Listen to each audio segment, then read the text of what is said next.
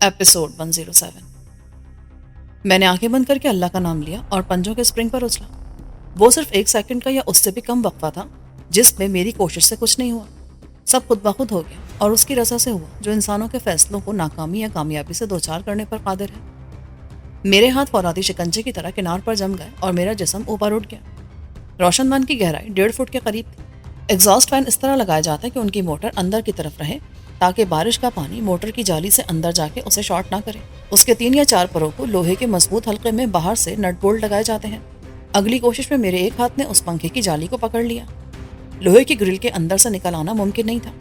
ایک مسلسل حرکت میں میرے ہاتھ نے مجھے اتنا اوپر کھینچا کہ میں 1.5 فٹ مربع میں پاؤں رکھ کے تقریباً الٹا لٹک گیا۔ سانس کو قابو کر کے میں نے باہر کی آوازوں پر توجہ دینے کا سوچا ہی تھا کہ کسی نے دھڑ سے دروازے پر لات ماری اور چیخ کر کہا، باہر آجا شرافت سے۔ میں نے ساری جسمانی توانائی کو ایک نقطے پر مرکوز کر لیا۔ 1 2 3۔ ڈور لاک پر ایک فائر ہوا اور دروازے پر دوسری لات پڑی۔ باہر کسی ٹارچ کی روشنی ہوگی جس میں سایہ اندر آیا۔ اس نے باتھ روم میں ادھر ادھر دیکھا اور آگے بڑھا۔ کہاں گیا؟ بس وہی فیصلہ کن لمحہ تھا جب میں نے خود کو اس کے اوپر گرا دیا۔ اب اتنا اجالا تھا کہ میں کہیں اور نہیں گر سکتا تھا۔ وہ یوں منہدم ہو گیا جیسے برف کی چٹان پر پتھر کی چٹان آگے۔ دوسرے لمحے اس کی کلاشنکوف میرے ہاتھ میں تھی اور اس کا سر کموڈ سے ٹکرا کے ضرور کریک ہوا ہوگا۔ اس کے سر پر گن کا فولادی دستہ لگا۔ میں ایک جست میں دروازے سے نکلا۔ روشنی اوپر کسی ٹارچ سے آ رہی تھی۔ ایک شخص رانہ پر جھکا تھا اور غالباً تصدیق کر رہا تھا کہ وہ زندہ ہے یا مر گیا۔ ڈاکٹر ثابت کرنے میں لگا تھا کہ وہ ہمارے ساتھ نہیں، مگر اس کی وہاں سننے والا کون تھا؟ انور اس کے ساتھ بے بسی سے ہاتھ اوپر اٹھائے کھڑا تھا۔ اس کے پیچھے تیسرا آدمی کلاشنکوف لیے مستعد تھا۔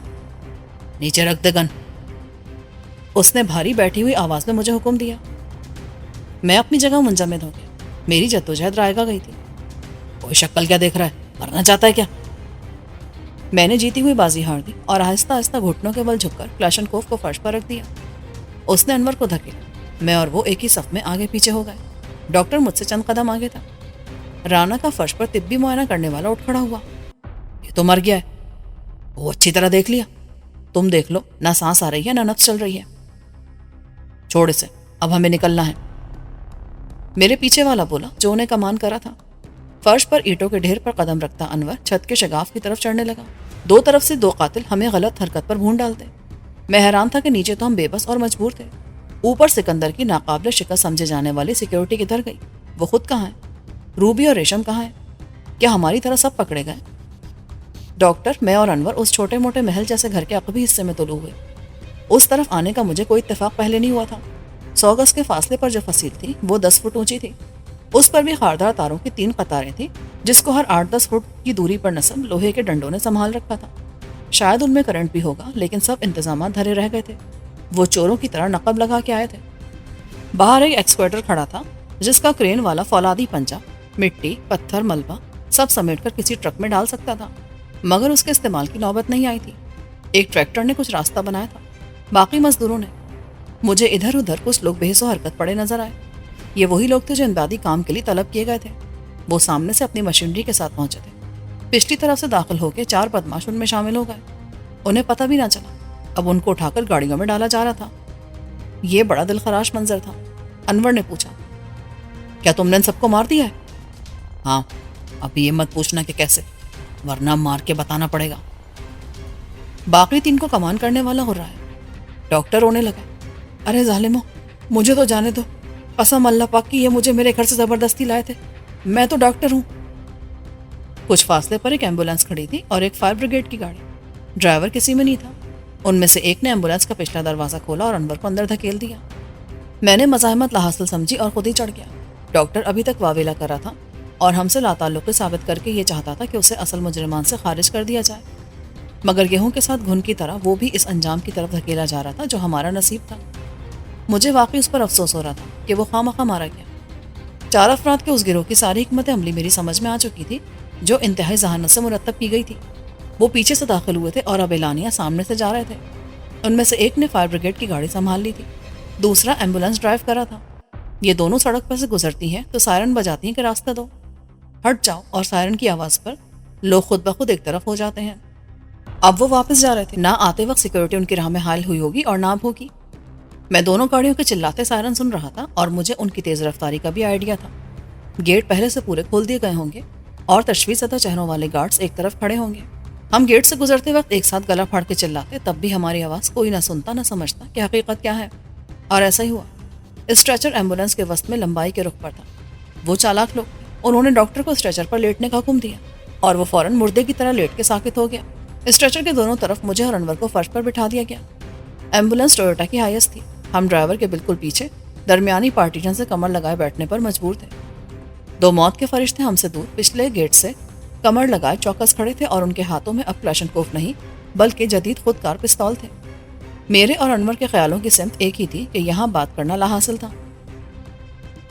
ایمبولینس کی کھڑکیوں کے شیشوں سے اسٹریٹ لائٹس کا اجالا چمک رہا تھا, لیکن ٹریفک لائٹس اس وقت نہیں تھیں. باہر سے کوئی آواز بھی سنائی نہ دیتی تھی. سائرن بھی گیٹ سے باہر آنے کے بعد خاموش ہو گیا تھا. انور نے اچانک پوچھا, باقی سب کا کیا ہوا؟ شاید وہی جو ہمارے ساتھ ہو رہا ہے, میں نے جواب دیا. گیٹ کے نگراں نے غرا کر ریوالور لہرایا اور ہمارا نشانہ لیا. اب الگ سے آواز نکلی نا تو دوسری طرف سے گولی نکلے گی, سمجھا؟ گاڑی اچانک رک گئی. گاڑی کے سم سے اندازہ ہوتا تھا کہ ہم انور کے گاؤں کی جانب روا دوا ہیں, مگر ابھی ہم مراد نگر سے زیادہ دور نہیں آئے تھے. غالباً وہ ایمبولینس کا ڈرائیور تھا جس نے پیچھے والا دروازہ اٹھایا. چھوٹی سی نیم پختہ سڑک پر آخر شب کے چاند نے دھندلا سا پھیلا رکھا تھا. مجھے سڑک کے وسط میں 3 گاڑیاں نظر آئیں جو دروازے کھولے ایک قطار میں یوں کھڑی تھی جیسے کوئی باہیں پھیلائے ہمیں خوشامدید کہہ رہا ہو. ظاہر ہے ہمیں اپنی منزل تک ایمبولینس یا فائر بریگیڈ کی گاڑی میں نہیں لے جایا جا سکتا تھا. میرا خیال تھا کہ ایک گاڑی میں ایک قیدی کو لے جایا جائے گا, 4 میں سے 3 ڈرائیور ہوں گے. میں نے سوچا, ایک سب کا محافظ کیسے ہوگا؟ میری یہ ساری خوش فہمی تینوں گاڑیوں میں ڈرائیورز کو بیٹھا دیکھ کر دور ہو گئی. مجھے آنکھوں پر پٹی اور ہاتھ کمر کے پیچھے باندھ کے گاڑی کی پچھلی سیٹ پر بٹھا دیا گیا. 4 میں سے 2 میرے دائیں بائیں کے دروازے کے ساتھ بیٹھ گئے. انور اور ڈاکٹر کے لیے ایک محافظ ہی کافی سمجھا کیا. وہ اچھی طرح جانتے تھے کہ اصل خطرہ مجھ سے ہو سکتا ہے. میرے بیٹھتے گاڑی چل پڑی. میں نے خود کو تنبا تقدیر چھوڑ دیا اور سر سیٹ سے ٹکا کر آنکھیں بند کر لی. زیادہ دیر نہ گزری تھی کہ کوئی پھاٹک کھولا اور گاڑی پارک کی گئی. مجھے کھینچ کر باہر کھڑا کر دیا گیا. چل. کسی نے مجھے کھینچا اور میرا بازو تھام لیا. میری آنکھوں پر سے پٹی ہٹائی گئی تو وہ کسی عام سے گھر کا کمرہ تھا جس میں ایک پرانا بیڈ لگا تھا. فرش پر پرانا قالین تھا اور ایک پرانا صوفہ. بوسیدگی کمرے کی ہر چیز سے آیا تھی. چھت سے ذرا نیچے ایک ٹیوب لائٹ تھی. کمرہ 12 فٹ لمبا چوڑا تھا جس کے کونے میں باتھ روم کا دروازہ ہو سکتا تھا. ڈاکٹر نے اس کی تصدیق کی. وہ سیدھا اندر گیا اور کچھ دیر بعد باہر نکلا تو دھڑام سے بیڈ پر گر گیا. وہ بوڑھا آدمی تھا. اس کی جسمانی قوت برداشت کم تھی. میں اور انور صوفے پر ساتھ ساتھ بیٹھے اپنی کلائیاں ملتے رہے جن پر باندھے جانے سے نیل پڑ گئے تھے. او یار, آخر یہ کیا ہو رہا ہے؟ انور نے کہا. پتہ چل جائے گا. یہ کھیل میری سمجھ میں نہیں آیا. ہم تو خیر ایک ہی جگہ سے اٹھائے گئے ہیں. میں اس پلان کی داد دیے بغیر نہیں رہ سکتا انور. جو لوگ وہاں پڑے تھے 8-10 تھے. سب کو کیسے مار دیا انہوں نے؟ ہاں, ایک کو میں نے قریب سے گزرتے دیکھا تھا. نہ مجھے کوئی زخم نظر آیا نہ خون. گولی چلنے کی آواز بھی سنائی نہیں دی. وہ سب آگ بجھانے والے اور ملبہ ہٹانے والے تھے. کوئی فائر کرتا تو باقی جان بچانے کے لیے بھاگ جاتے. ایسا لگتا تھا کہ سب سوئے پڑے ہیں. ممکن ہے وہ بے ہوش ہو. بے ہوش بھی کیسے ہوئے؟ کچھ وقت لگتا ہے. گولی یا انجیکشن کا استعمال سب سے آسان ہوتا ہے. وہ ہو نہیں سکتا تھا. گیس فوراً اثر کرتی ہے, مگر گیس گن ملتی کہاں ہے؟ صرف سنا اس کے بارے میں. میں نے کہا. اس سے بھی زیادہ غور طلب سوال یہ ہے کہ جب ان لوگوں نے یہ کارروائی کی, انہیں مارا یا بے ہوش کیا, تو کیا باقی لوگ تماشا دیکھتے رہے؟ سکندر شاہ, ریشم یا روبی, ان کے علاوہ بھی بہت لوگ ہوں گے. گھر کے ملازمین, وہ جو اندر رہتے تھے. مالک باہر پریشان کھڑے ہوں اس قسم کی واردات کے بعد, تو وہ اندر کیسے بیٹھے رہ سکتے ہیں؟ کیا پتا وہ سب اندر بے ہوش پڑے ہوں, ورنہ وہ کیسے بے فکر ہو کے بیٹھے رہتے یا چین سے سو جاتے؟ جب تک ہم نکل نہ آئے وہ ایک ٹانگ پر کھڑے رہتے. میں نے کہا. انہوں نے رونا دھونا مچایا ہوگا دونوں لڑکیوں نے. تو ممکن ہے سکندر نے ان کو اندر بھیج دیا ہو, تسلی دے کے یا ڈانٹ کر کہ اس میں آنسو بہانے والی کون سی بات ہے. نہیں یار, یہ نہیں ہو سکتا. سکندر بھی کیوں رہے گا وہاں اکیلا؟ وہ سب کی پریڈ لگاتا ہمارے نکلنے تک. سب پر دھاڑتا رہتا, بلا وجہ ڈانٹ ٹپٹ کرتا رہتا. اس کے علاوہ فرض کر کہیں بھی ایسی کوئی واردات ہو سکندر جیسے VIP کے محل میں یا اس کے آس پاس, تو کیا صرف فائر بریگیڈ والے آئیں گے؟ اور یہ امدادی فورس جو ملبہ ہٹاتی ہے, ان کے ساتھ پولیس نہیں آئے گی؟ اخبار والے کوئی نہیں پہنچیں گے؟ ہو سکتا پولیس آئی اور چلی گئی ہو جائزہ لے کر اور ضابطے کی کارروائی کر کے. نہیں انور, اول تو سکندر اتنا غیر اہم لاوارث شخص نہیں ہے. کوئی SP نہ صحیح DSP آیا ہوگا, اور کیا وہ باہر سے ایک نظر ڈال کر چلا جاتا؟ ضابطے کی کارروائی کہاں ہوئی؟ کون آیا نیچے؟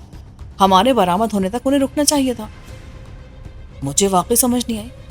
معلوم ہوتا ہے وہاں ہمارا کوئی والی وارث نہیں تھا، اندر دفن ہو گئے تھے۔ یہ لوگ نکال کے اپنے ساتھ لے آئے، کسی نے ٹوکا نہیں۔ 4 گھنٹے ہو گئے ہیں۔ 4 نہیں 5۔ ایک بہت دور کا امکان ہے، مگر ناممکن نہیں۔ وہ کیا؟ انور نے پوچھا۔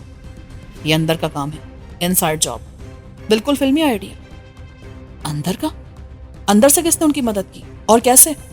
برخوردار، نمک حرام کہاں نہیں ہوتے، پیسہ سب خرید لیتا ہے۔ فرض کر کچن میں کام کرنے والا کوئی بندہ کھانے یا چائے کافی میں بے ہوشی کی دوا ڈال دے۔ اندر تھے کل 4 بندے، 3 عورتیں اور 1 سکندر۔ وہ لیٹ گئے، سو گئے، پھر ہوا دھماکہ۔ یہ بات بھی غور طلب ہے کہ دھماکہ صرف ایک حصے سے راستہ بنانے کے لیے کیا گیا تھا، عمارت کو اڑانے کا منصوبہ نہیں تھا، ورنہ جہاں سیر وہاں سوا سیر۔ وہ آواز گیٹ تک سنی گئی، بلکہ سنائی گئی تاکہ جب امدادی ٹیم آئے تو ان کا راستہ آتے ہوئے نہ روکا جائے اور نہ ہی جاتے ہوئے۔ تو سو رہا ہے؟ میں غور فرما رہا ہوں، نقشہ ٹھیک لگتا ہے۔ ایمبولینس اور فائر بریگیڈ کو فون بھی اسی نے کیا۔ سب کو سلانے والے نے اطلاع دی کہ اپنا کام میں نے کر دیا ہے، بے فکری سے آؤ، اور وہ ایمبولینس لیے تیار کھڑے تھے۔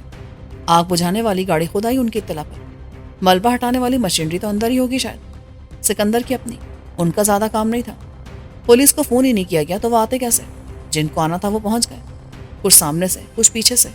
سیکیورٹی والوں کو پتا تھا کہ پیچھے کہیں کو دھماکہ ہوا ہے جس سے ایک حصہ گرا ہے۔ کوئی بھی اپنی ڈیوٹی چھوڑ کے تماشا دیکھنے نہیں آ سکتا تھا۔ جو فارغ ہو سکتے تھے ان کو مزدوری پر لگا دیا گیا، اور جب یہ امدادی کارروائی جاری تھی جس کو دیکھنے والوں میں گھر کا کوئی فرد نہ تھا تو اس پر حیران ہونے والا بھی کوئی نہ تھا۔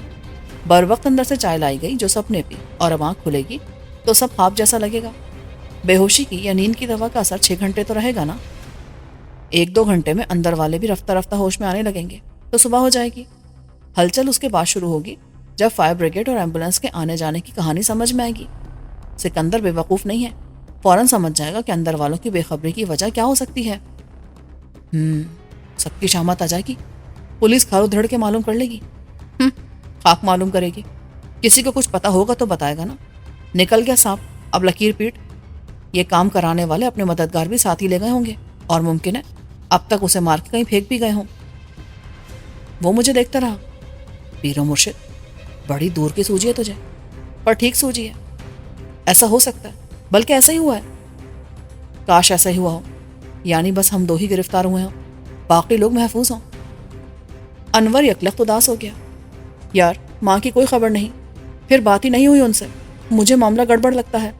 شک مجھے بھی اسی وقت ہو گیا تھا جب سکندر کی بیوی سے کوئی عورت دیر تک بات کرتی رہی تیری ماں بن کے۔ وہ تو بہت کم بولتی ہیں، اور وہ اس قابل کہاں ہوں گی کہ بات کریں۔ انہیں کتنا بھی آرام سے رکھا گیا ہو، اپنی قید کی تکلیف سے زیادہ وہ میرے لیے رو رو کر ہلکان ہو رہی ہوں گی۔ او یار، سب ٹھیک ہو جائے گا انور، پریشان مت ہو۔ یہ بات تو مجھے بھی کھٹکی تھی کہ بات انہیں ہم سے کرنی تھی۔ سودا تو کرتا، میں بھی کر لیتا، اور بات کرنا تو سکندر کو بھی آتی ہے۔ انہوں نے ادھر سے فون کس کو پکڑا دیا تھا؟ امی ہوتی تو ان کی ایک ہی رٹ ہوتی، رو رو کے کہتی کہ انور کو بلاؤ، انور سے بات کراؤ۔ یہ بڑے بے ضمیر اور سفاک لوگ ہیں سلیم۔ وہ رانا کا سودا کر رہے تھے، اسے وہاں مردہ چھوڑ کے آ گئے۔ مر گیا تو مر گیا، اب وہ تجھے رکھ لیں گے یا مجھے، یا دونوں کو، اور سودا کریں گے سب سے، ریشم سے یا سکندر سے، کہ روبی کو راضی کرو، ہمارا دھندا چوپٹ نہ کرے، باپ کے حصے کی کمائی اسے ملتی رہے گی۔ وہ مزار کے ہیڈ کوارٹر تھا اس مافیا کا، شاید، ورنہ اتنا تردد کیسا؟ اپنا دھندا وہ کہیں اور لے جاتے، مگر اپنی جگہ تک کھوکے یا ٹھیلے والا بھی نہیں چھوڑتا۔ ٹھیا بڑی مشکل سے اور بہت دیر میں بنتا ہے۔ ان کی اصل فورس ہیں وہ سارے مرید جو آس پاس کے علاقوں میں آباد ہیں۔ ان کی روحانی عقیدت کا مرکز کوئی اور جگہ نہیں ہو سکتی۔ تو مزار کی بات کرتا ہے؟ ایک قبر آ جائے کسی مرکزی شاہراہ کی تعمیر کے راستے میں تو اسے بلڈوزر نہیں کیا جا سکتا۔ شہروں کے وسط میں قبرستان جو تھے وہ ہیں اور رہیں گے۔ میں نے ایک جمائی لی۔ یار، صبح ہو تو کچھ پتہ چلے کہ معاملہ کیا ہے۔ تھکن سے بدن ٹوٹ رہا ہے۔ کیسے بے مروت میزبان ہے، کسی نے ایک کپ چائے کافی کو نہیں پوچھا؟ ضرور پوچھیں گے، پرتکلف ناشتہ بھی کرائیں گے، سسرال ہے نا یہ تیری۔ ڈاکٹر کو تو دیکھ کیسے مزے سے سو رہا ہے، جیسے بے ہوش پڑا۔ بیچارہ کہاں تک برداشت کرتا، برا پھنسا۔ میں سب تلافی کر دوں گا اس کی، 1 لاکھ کے 2 لاکھ دوں گا، پر حاصل کچھ نہیں ہوگا۔ ہم نے بھی جھک ماری، کچھ بکنے سے پہلے ہی وہ مر گیا۔ دیکھ سلیم، ڈاکٹر کی بات غلط نہ تھی، یہ خطرہ تو ہوتا ہے خطرناک دواؤں میں، کیا پتا وہ ایکسپائرڈ ہو، پرانی ہو گئی ہو۔ اب معلوم کرنے کا بھی کیا فائدہ، اس کے تو والی وارثوں کو پتہ بھی نہیں چلے گا کہ وہ گیا کہاں۔ پوسٹ مارٹم کیسا اور تفتیش کیسی؟ ایک کھڑکی کے دھندلے شیشے سیاہ سے سرمئی ہوئے، پھر دھوپ سے نیم روشن۔ میں شاید سو گیا تھا۔ انور ابھی تک صوفے کی پشت سے سر ٹکائے، آنکھیں بند کیے اور منہ کھولے سو رہا تھا۔ باتوں میں وقت گزر گیا تھا، پھر باتیں بھی ختم ہو گئیں تو خاموشی کے مختصر وقفے میں نیند کی دیوی نے چھاپا مارا اور تھپکی دے کر سلا گئی۔ 1 گھنٹہ یا اس سے کچھ زیادہ میں بھی گرد و پیش سے غافل رہا۔ اسی وقت ڈاکٹر ایک دم یوں اٹھ بیٹھا جیسے اسے بچھو نے کمر میں ڈنک مارا ہو۔ کیا ہوا ڈاکٹر صاحب؟ وہ نیند پوری کرنے کے بعد ریچارج ہو گیا تھا۔ کیا ہوا؟ مجھ سے پوچھتے کیا ہوا؟ وہ ہوا جو کبھی سوچا نہ تھا کہ میرے ساتھ ہوگا۔ توبہ توبہ، کیسی منحوس گھڑی تھی جب خدا نے مجھے تمہاری صورت دکھائی۔ اللہ اپنے نیک بندوں کو آزمائش میں ڈالتا ہے ڈاکٹر صاحب، انور نے کہا اور پھر وہ منہ ہاتھ دھونے چلا گیا۔ اسی وقت باہر سے دروازے کی کنڈی کھلی اور گز بھر کا گھونگھٹ نکالے ایک دلربا اندر آ گئی۔ ساٹن کی لال شلوار قمیض میں یہ مخلوق نہ عورت تھی نہ مرد۔ اس کی چال بتاتی، اس کے ہاتھ میں ناشتے کی ٹرے تھی جس میں ناشتہ بھی اس کے جیسا تھا، یعنی نیم شہری نیم دیہاتی۔ بڑے بڑے پیالوں میں ابلتی چائے کا گاڑھا مشروب، نصف دودھ اور چوتھائی دیسی شکر میں چائے کی پتی کا بگھار، فیملی سائز تندوری پراٹھے دیسی گھی میں تربتر اور آملیٹ غالباً درجن بھر انڈوں کا۔ ہم ندیدوں کی طرح اس پر ٹوٹ پڑے۔ اس حسینہ نے چٹ سے تالی بجائی اور مٹک کے پوچھا، ہائے ہائے، تھینک یو نہ بولو، یہ تو بتا دو کہ کچھ اور چاہیے کہ میں جاؤں؟ ہائے ابھی سے، ابھی نہ جاؤ چھوڑ کر کہ دل ابھی بھرا نہیں۔ ارے اگر ایسی اچھی لگ رہی تو نکاح بڑھوا لو مجھ سے۔ آگے اس نے جو کہا وہ ناقابل بیان تھا۔ مجھے پسینہ آ گیا۔ غلطی میری تھی جو بھول گیا کہ شرم اس مخلوق کے لیے کوئی چیز ہی نہیں۔ ڈاکٹر نے میری گلو خلاصی کرائی اور اسے دفع ہو جانے پر مجبور کیا۔ میرے ذہن میں سوال اٹھ رہا تھا کہ اب کیا ہوگا؟ دوپہر، پھر شام، پھر رات۔ سوچنے کے سوا اور کرنے کو تھا بھی کچھ نہیں۔ غالباً مجھے فرار کے امکانات کا جائزہ لینا چاہیے۔ میرے دل کی بات انور کی زبان پر آ گئی، یار ہم نکل نہیں سکتے یہاں سے؟ مچھر مکھی بن کے نکل سکتے ہیں یا پھر جن بھوت۔ وہاں مراد ہاؤس میں کیا سین ہوگا اس وقت؟ وہی جو ہونا چاہیے، زنان خانے میں رونا دھونا۔ باہر سکندر نے پولیس بلا کر سارے حرام خوروں کو ان کے حوالے کر دیا ہوگا کہ نمک حرام کا پتہ چلا ہے، اور وہ بڑی ایکٹیویٹی دکھا رہے ہوں گے سالے کہیں کے۔ ڈاکٹر نے سر داں بھر کے فریاد کی، ارے کچھ میرا بھی سوچ لو، خسرے سے مذاق کرتے ہو؟ میری فکر کسی کو نہیں کہ بڑھیا رات بھر روتی رہی ہوگی۔ ہم تلافی کر دیں گے ڈاکٹر صاحب، بشرطِ زندگی۔ انور بولا، یار آخر کیا مقصد ہے اس کارروائی کا؟ اتنا بندوبست صرف اس لیے کیا گیا کہ ہمیں یہاں لا کے بٹھا دیں؟ جلدی تجھے ہے، انہیں نہیں۔ تاخیر تو ان کا ایک ہتھیار ہے، وہ کچھ نہ کریں، وقت گزارتے رہیں، مہینہ، 2 مہینہ، 6 مہینے، سال، بالآخر ہم ہتھیار ڈال دیں گے۔ اور ہمیں کیا معلوم کہ ان کا پلان کیا ہے؟ وہ سکندر سے یا روبی کے سامنے اپنا مطالبہ پہنچا چکے ہوں۔ انور نے کمرے میں چکر کاٹتے ہوئے دروازے کو ہلا کے اس کی مضبوطی کا اندازہ لگانا چاہا تو وہ کھل گیا۔ اس نے میری طرف دیکھا، چلو ہم تو بلا وجہ خود کو قیدی سمجھتے رہے۔ اس کے ساتھ میں دوسرے کمرے میں گیا۔ یہ روایتی کوارٹر ٹائپ مکان، 2 کمرے ساتھ ساتھ، پھر برآمدہ جس میں ایک طرف تیسرا کمرہ بیٹھک یا ڈرائنگ روم بنانے کے لیے، دوسری طرف کچن، سامنے مختصر پکا صحن اور 4 دیواری میں ایک دروازہ باہر کھلنے والا۔ اللہ اللہ خیر صدا۔ دوسرے کمرے سے گھونگھٹ میں چہرہ چھپائے نیم حسینہ نکل آئی۔ ہائے ہائے، کچھ چاہیے تھا تو حسینہ کو پکار لیتے۔